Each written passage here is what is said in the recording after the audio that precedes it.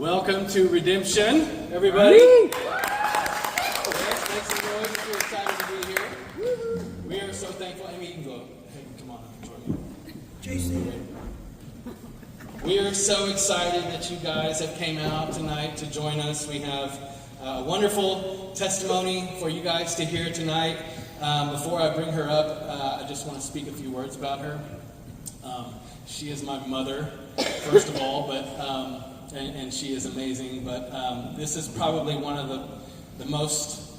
She's probably the person that has had the most impact on me in my life. She has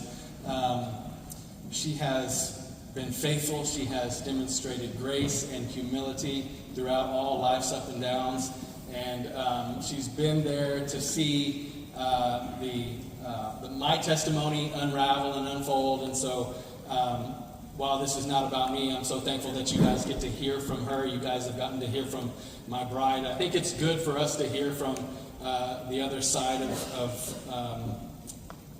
whoever has been on that side of our lives once in a while, so you guys get the full picture of things. So, Mom, why don't you go ahead and come on up here. Give her a round of applause.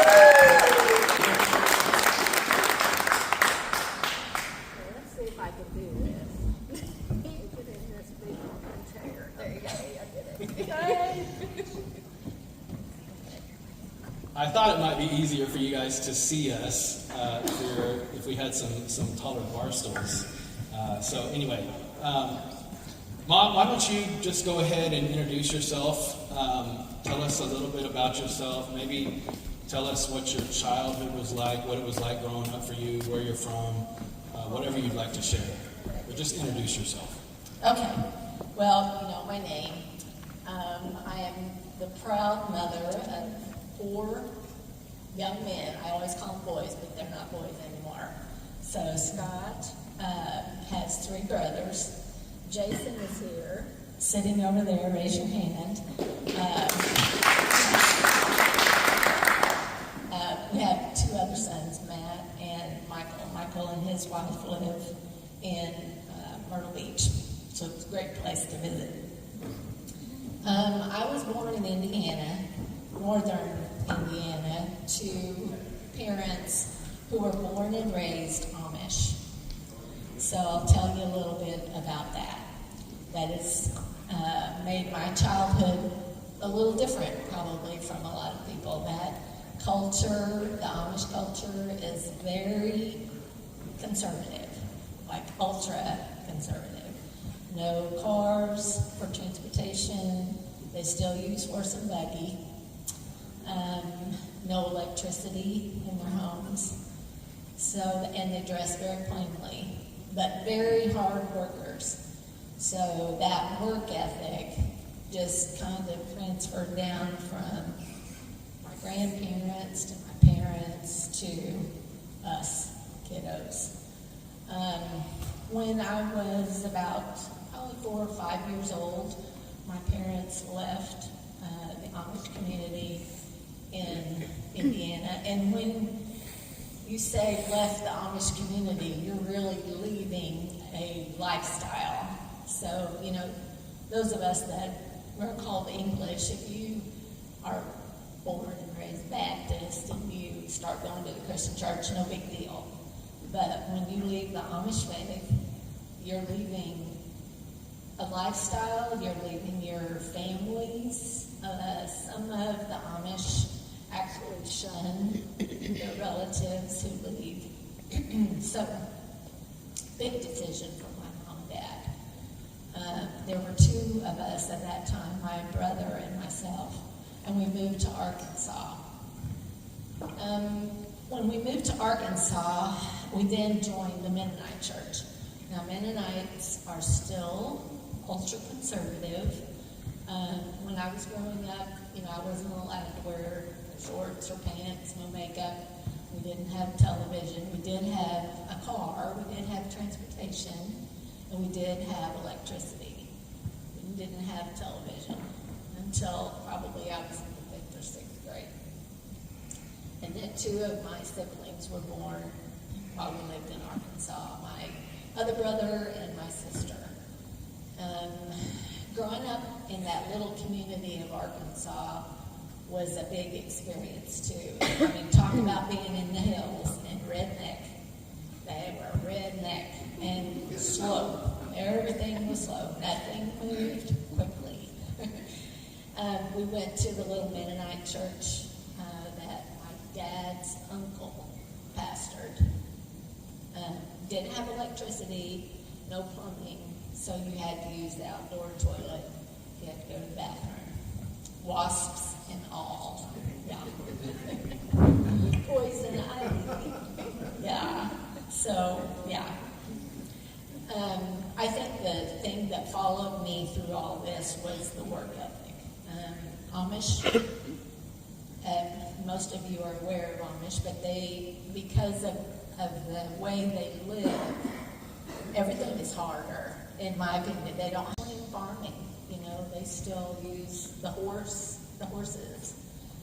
to do their work in the field. So it's up with the light and down when it goes, when the light goes out, when the sun goes down, they go to bed, and then they get up when the sun comes up. So yeah, they're just work, very hard workers. That's one of the things that when I was thinking about, and not to interrupt you, but when I was thinking about tonight and what I thought would be good for you to share is your work ethic, because I've always known you, Mom, to be one of the hardest workers that I've ever known. No. You always sacrificed to provide for your family. And so maybe talk a little bit about, because you mentioned it already, but talk a little bit about how that work ethic that you were taught as a child growing up in that sort of lifestyle and community translated over into your adult years and working the jobs that you worked. Yes. So, when I was growing up at home, you better not be caught laying on the couch not doing anything. I mean, if you were in trouble. There is something to do. Get your butt up and get to work. And so, yeah, I think that hard work ethic was something that, I know it is, something that I'm very grateful for. I might have, as a young child, rebelled a little bit and got aggravated and upset, but I'm still very grateful for my father doing that to all of us children, not just to me. And at some point, after I graduated high school, when I was still in high school, we had a program at Central in Springfield where if you had enough credits to graduate, you could be in school half a day and then go to work half a day. So I worked at McDonald's part-time. At some point, I received an offer to go to work at City Utilities part-time. Now, imagine this. You can probably tell my age. When I was working at McDonald's, I think I was making like $3.50 an hour. Wow. Wow. Well, get this.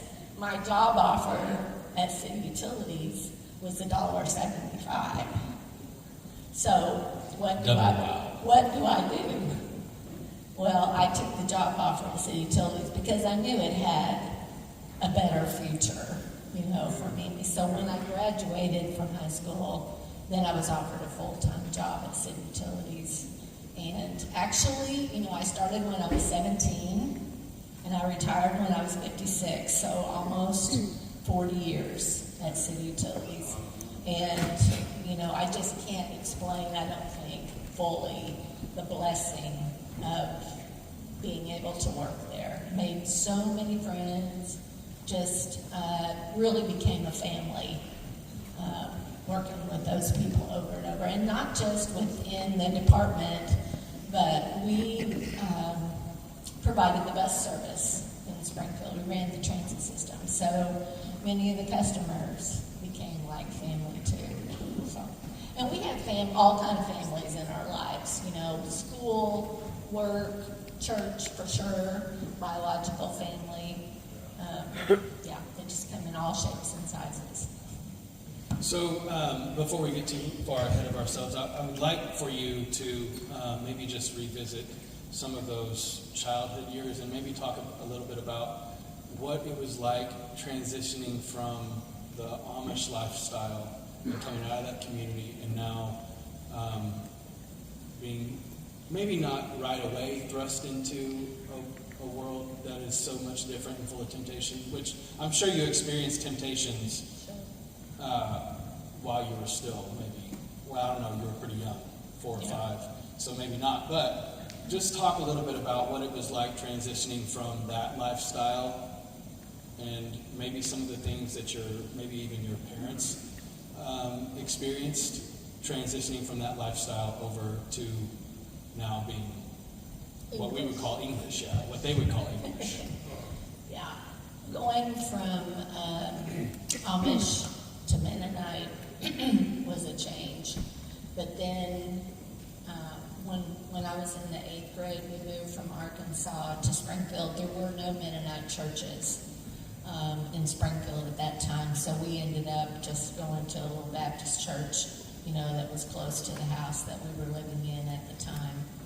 I think for me, and maybe my older brother too, transitioning was a little difficult. I think we always, back then, I'm not sure it happens so much now, but people stare at you, you're kind of odd. I'm still kind of odd, but in a different way, maybe. And as you become a teenager, you're all about trying to fit in. That's what you want. You want to fit in. You want to be like everybody else. You want to be liked. And I think we both struggled a little bit with that. It was a path to, I think, becoming a people pleaser.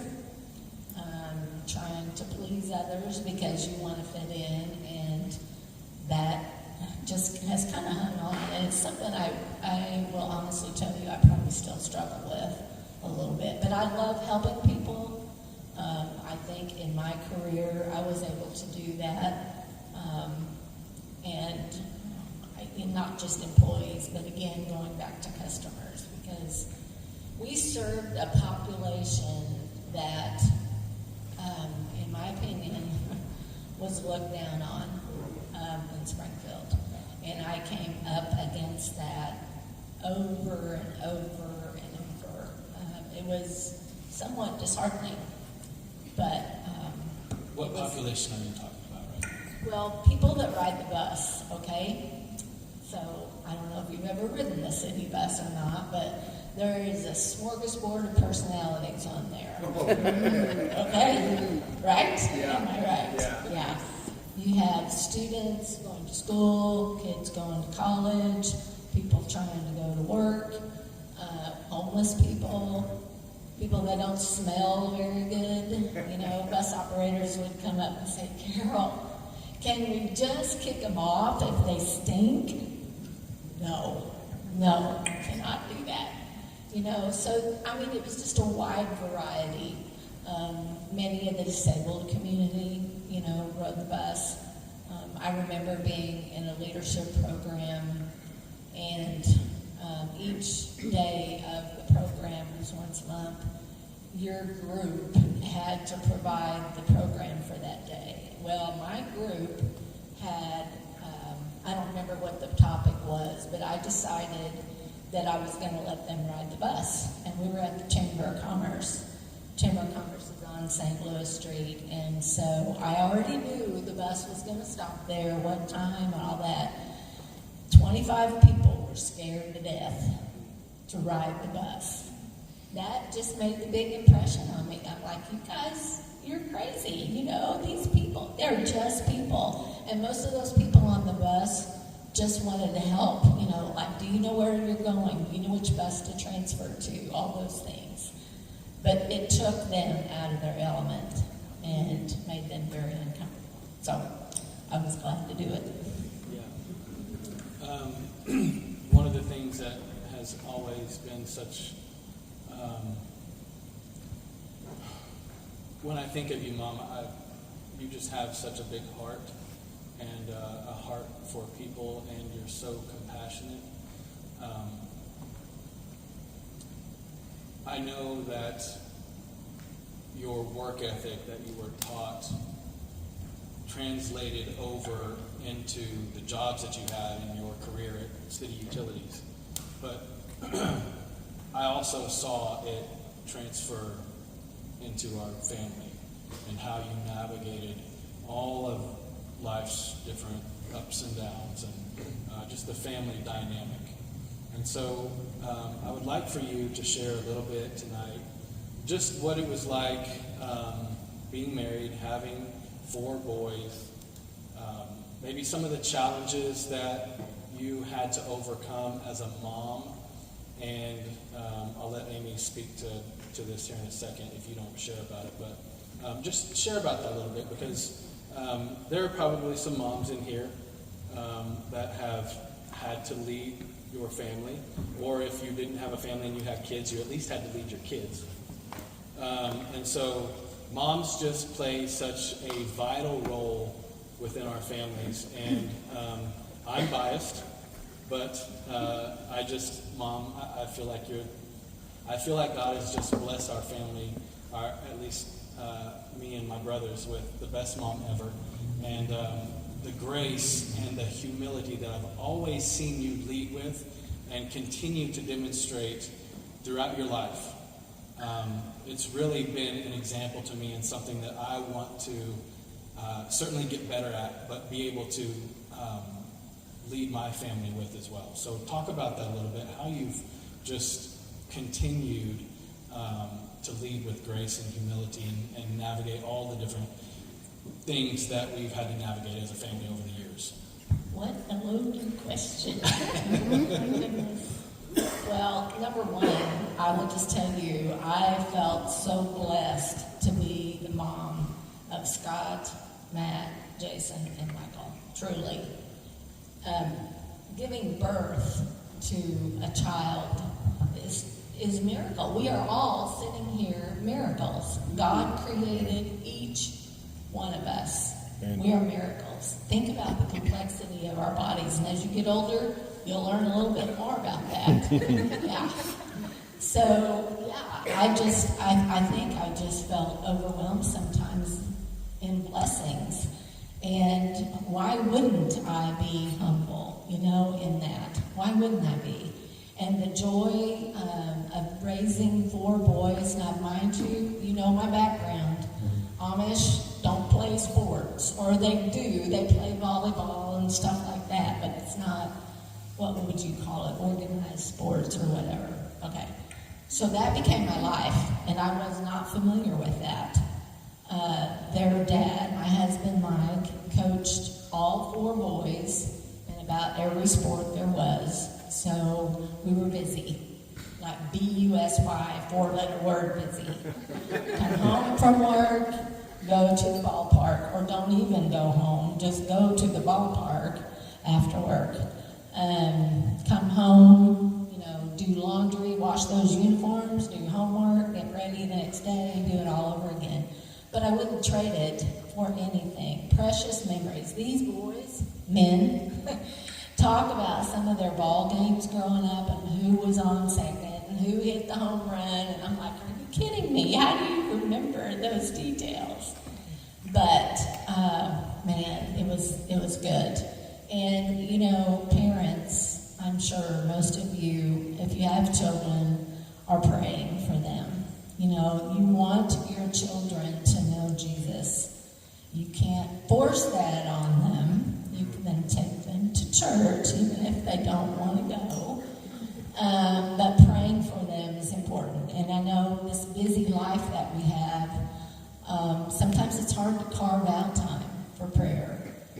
Sometimes you get up earlier in the morning than you normally do, and carve out some quiet time for yourself to pray, communicate with the Lord. Oh my goodness, there's so many times that I prayed all the way to work. So I had a 30-minute drive both ways to and from work, And I was talking to God the whole way. I had my eyes open. I wasn't closed, but I was talking. Sometimes I'd get to work and I didn't remember how I got there.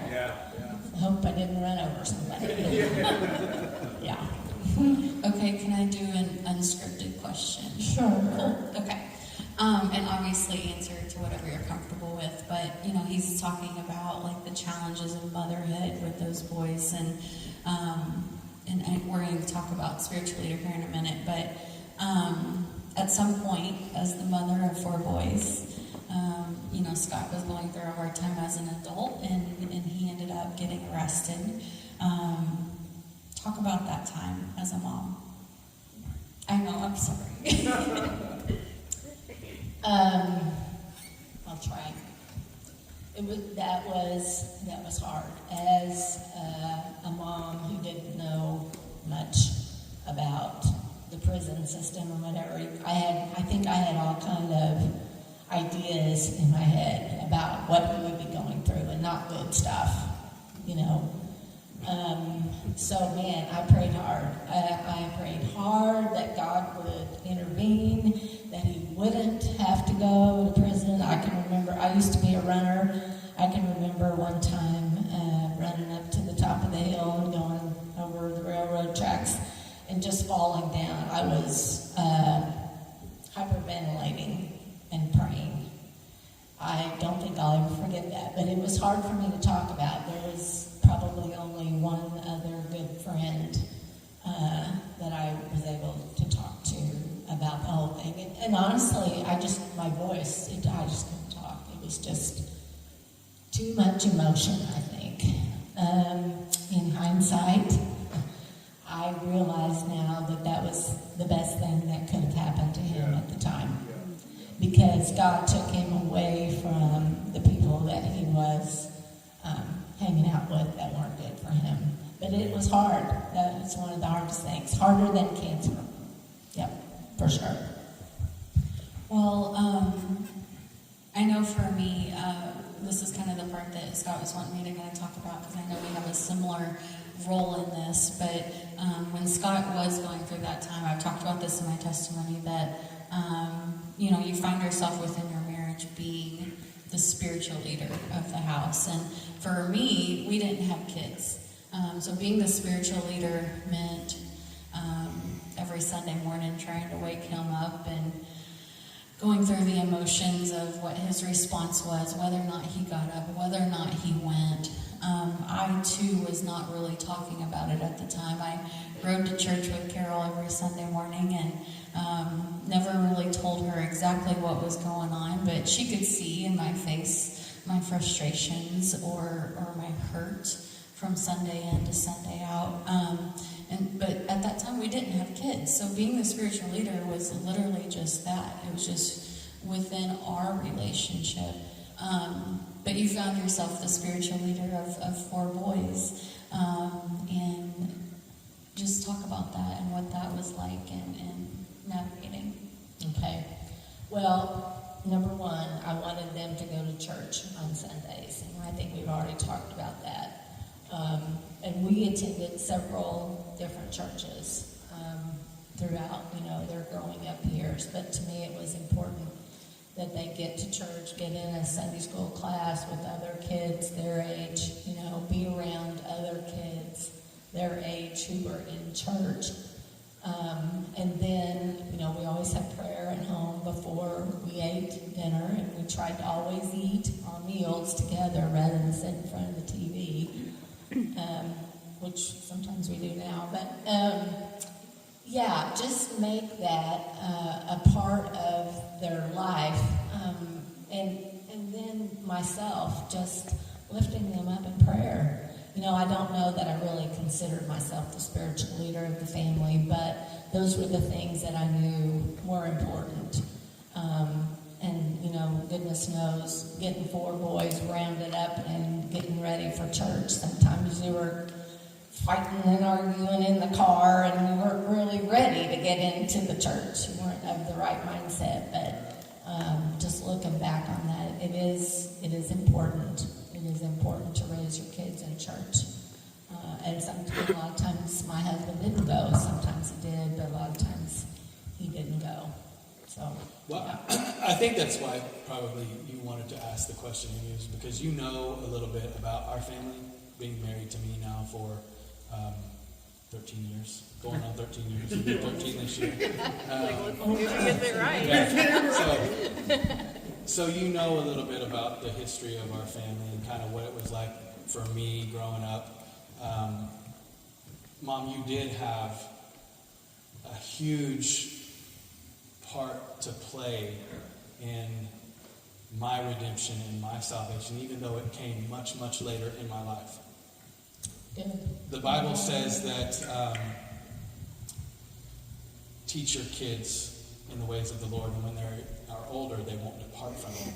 And that was exactly the situation that happened for me. Yeah, I hated going to church many times when I was a kid, and yes, she did have to drag us to church many times.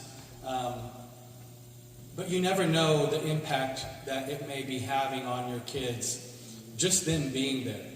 Right. Because they're gonna, whether or not they choose to accept it in their younger years, they're still hearing about Jesus. They're still hearing about God. And I promise you that it's having an impact on them. Yeah, so right. I just want to encourage you guys, if you're here tonight and you have kids, take them to church. Whether they don't want to be there or not, whether they do want to be there, take them to church. Because it is having an impact on them.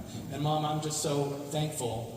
And I know I've told you this, but thank you again for taking us and for dragging us, kicking and screaming sometimes, I'm sure, to church, because it did have an impact on us. Yeah. And it also shaped who I am today and who my brothers are. And so, Yes. Yeah. And never quit praying. Right. The Bible says, pray without ceasing. Sometimes, Amy has talked about this. When am I going to see a result? Don't quit. And even Jesus said, don't quit praying. Just keep praying, even if you don't see a result. You know, God is there. Whether you sense it or not, He is there. He is everywhere. He created us. He is our creator. And He wants us to be filled with joy. He does. He wants good for us, not bad. It's the enemy that works against us. Right. Well, talk a little bit about it, because the other thing that I wanted for our people to hear about tonight was God's faithfulness over the years, through all the different seasons of life. Our family has been very blessed to not have experienced a whole lot of hardship or loss.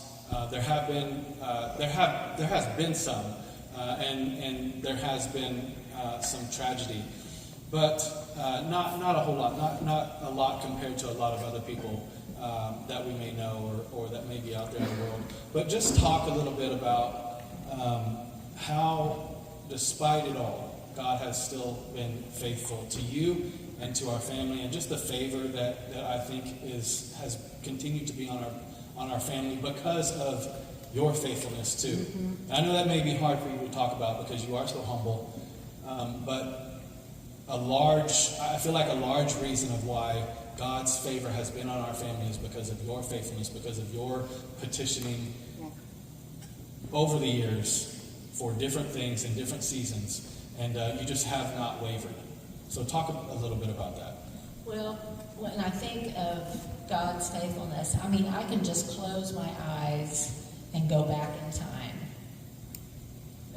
time to today, and just see His hand over so much of our lives. You know, not even thinking about it maybe at the time, but later you're like, oh my goodness, He was there.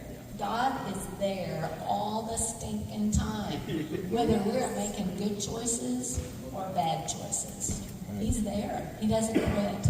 Just like we don't give up on our children, He doesn't give up on His children. Amen. And we're all His children. That's right. He created each one of us. So why would He quit? He wants us. He's jealous for us. He is jealous for us, and I love that.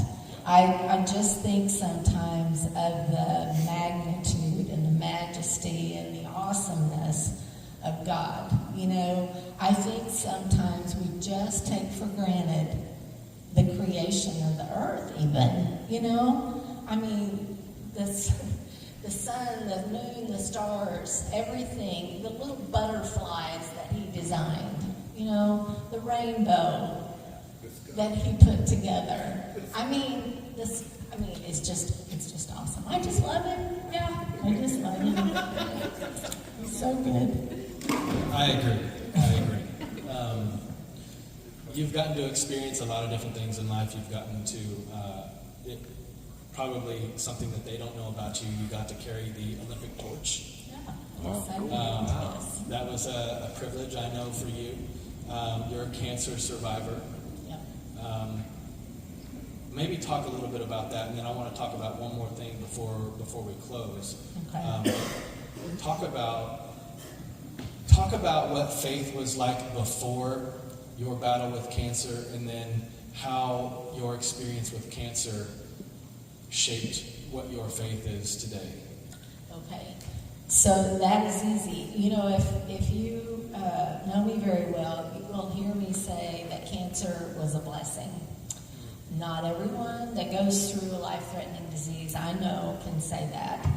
I think some people become bitter, angry, and there are all these emotions that you go through. But for me, cancer just showed me I am not in control. So I am a little bit of a control freak, okay? I admit it.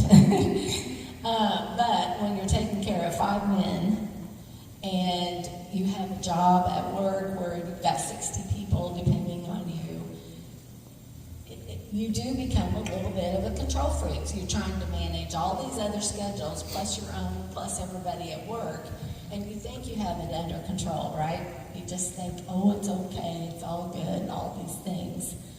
When I was diagnosed with cancer, number one, I was in shock for a long time because I was a runner, you know, I didn't eat red meat, I tried to take care of myself, but I was very stressed. I had a high-stress job, and there was cancer in my mom's family. So some of it is genetic, but still, I had a hard time accepting it.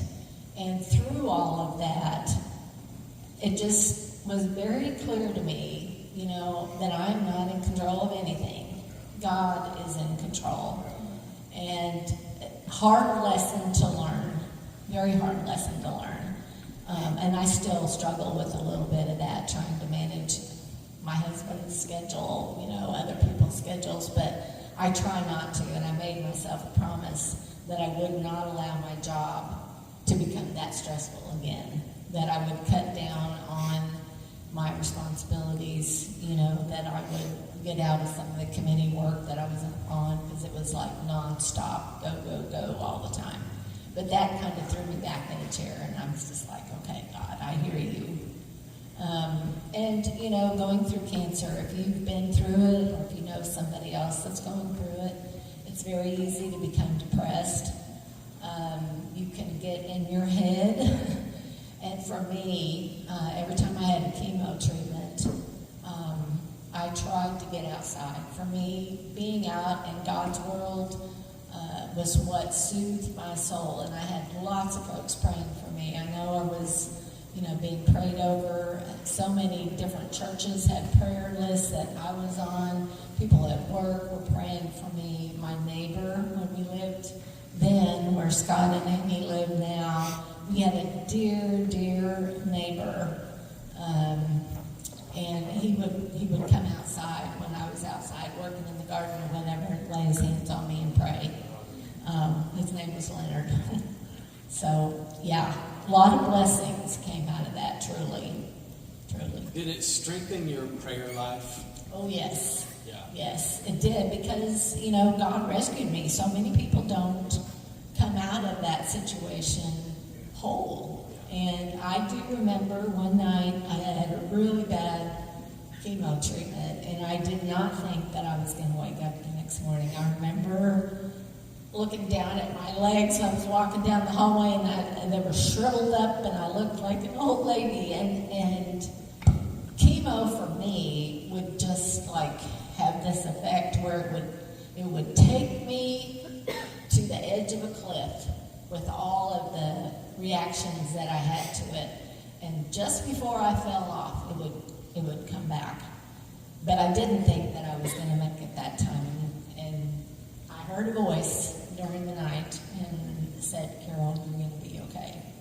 The next morning when I woke up, I'm hearing that for the first time, so that's amazing. Yeah. So, I kind of lost my train of thought there. One of the things that I've always admired about you, Mom, is you've never been one to complain. No matter what life has thrown at you, even during your experience with cancer, you would have never known that she was going through chemo, except for that you lost your hair, really, and that you could tell that you were weak. But she would have never let you know by the words that come out of her mouth that she was suffering or that she didn't feel good, and she's never been one to complain. And if you read the Bible, you know that God has a little bit of a disdain for people who complain. If you read about the Israelites, they complained in the wilderness, and many of them didn't get to go into the promised land. And that's one of the things I've just always admired about you, Mom. So thank you for demonstrating that for us. Thank you for your endless sacrifice. I was thinking earlier today about the way that you've sacrificed over the years. And I want to tell you the sacrifice that this woman has made for her family. I don't know if I had to make the same sorts of sacrifices for my family that I could do it, at least in the manner that she was able to do it, with the grace and the patience and the resiliency that she has shown. It's just really, really been, you've really been an example to me in that area, and I hope that by the time that I leave this earth that I can somehow be the example for my son and for my family that you have been for us. The other thing... I think you will. I think you are. Well, thank you. Before we close here, I did want to talk about one final thing. We've got about 10 minutes. Okay. In the spirit of how we're conducting this interview tonight, one of the reasons why I think you wanted to do it this way is because you enjoy just having a casual conversation, and you enjoy getting to connect with people. But also, one of the things that I was thinking about would be a good reason to do it this way is because of the sermon series that we've been in at church on Sundays. If you guys go to the well, you know we've been in this sermon series entitled Table Talks. And we've been talking about how to navigate having hard conversations with our families. And the awkwardness that it sometimes brings, the difficulty that it sometimes brings with it. And our family has been trying to navigate what it is to have difficult conversations over about the past 3 years with some different things. And we don't have to talk about those. You don't have to share about those if you don't want. But I would like you to share in the spirit of talking about having hard conversations, kind of what that's been like for you over the past 3 years and what that's looked like.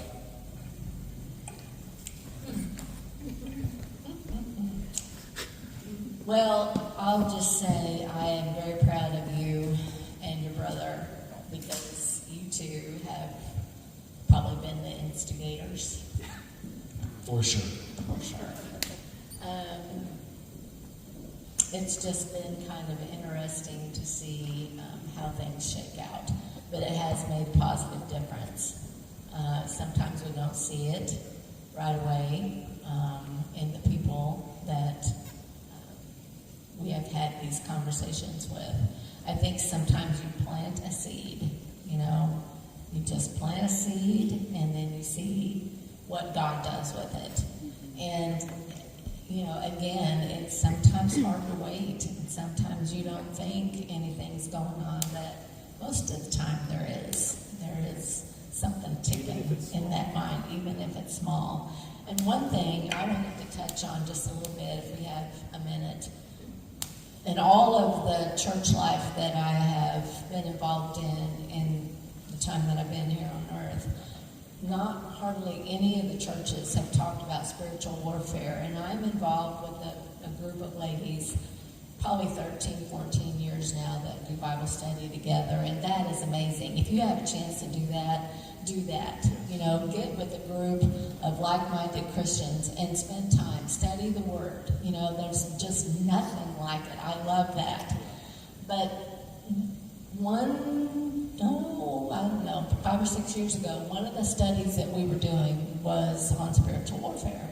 Now, we asked Jason and one of his friends to come and visit with us. The friend that he brought with him, I call him an exorcist, so he has a lot of experience with demons.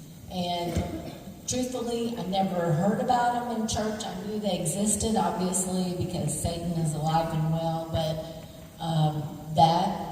that study that we did about spiritual warfare kind of woke up all of our eyes, not just me, but all 5 of us.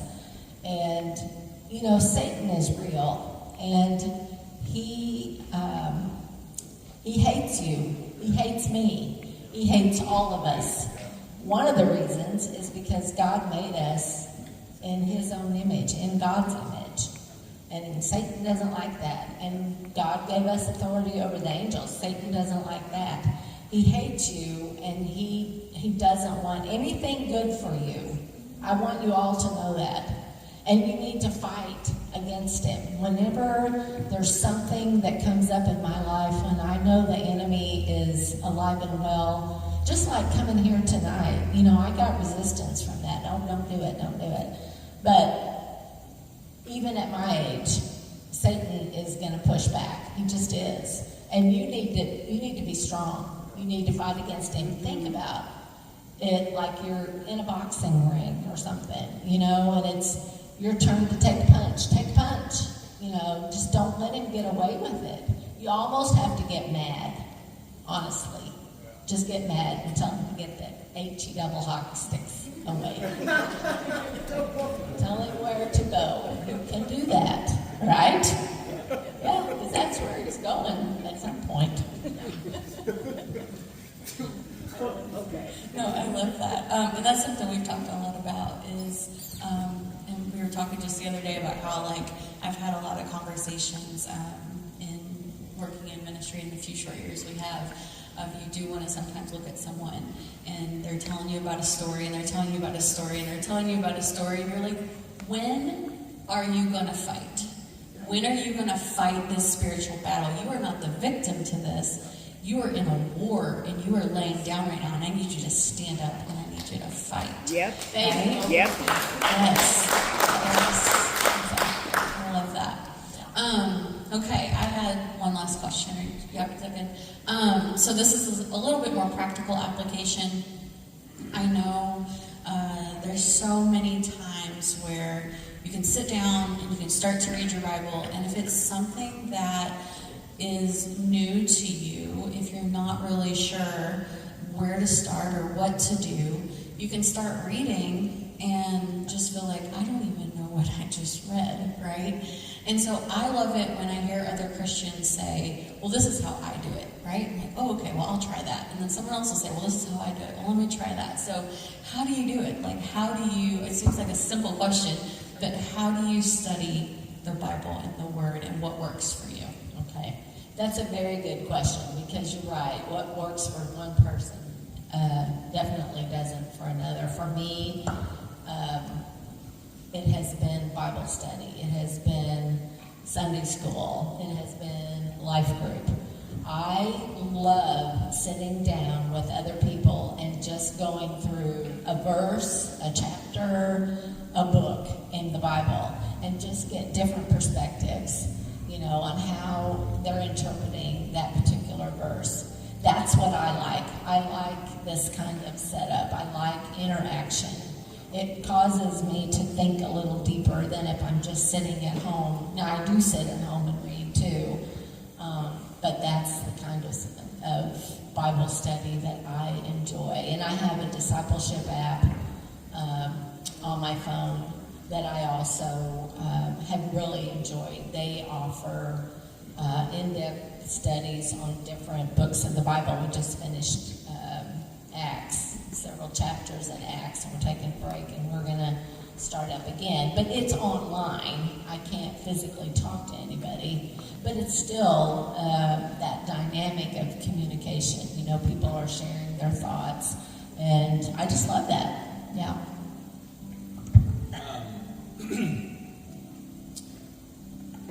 There are so many questions that I have in my mind to ask, but we're running out of time at the moment. So, last two questions.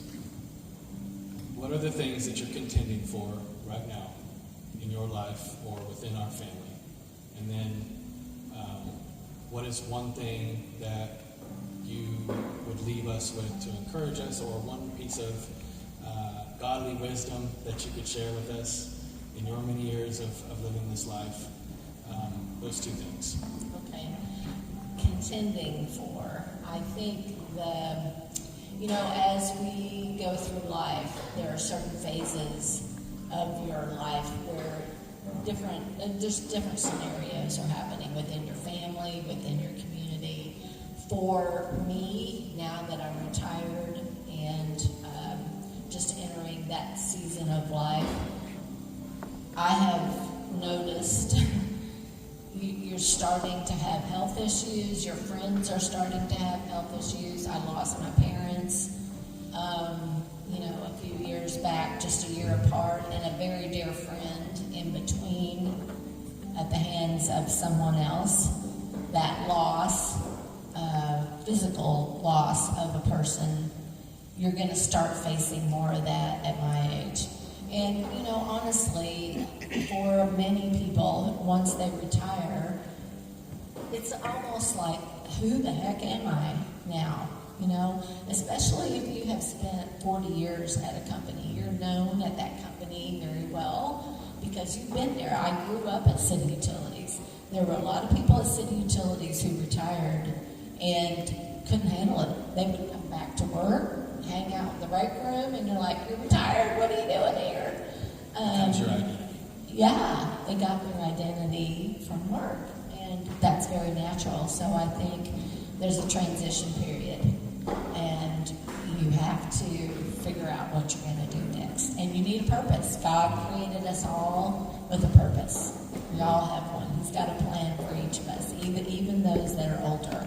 I remember one of the women at a previous church who was probably in her 70s, maybe 80s, and the women were supposed to do the devotion that morning. I asked her beforehand if she would mind praying before we gave the devotion, and she's like, oh my goodness, nobody has ever asked me to do that.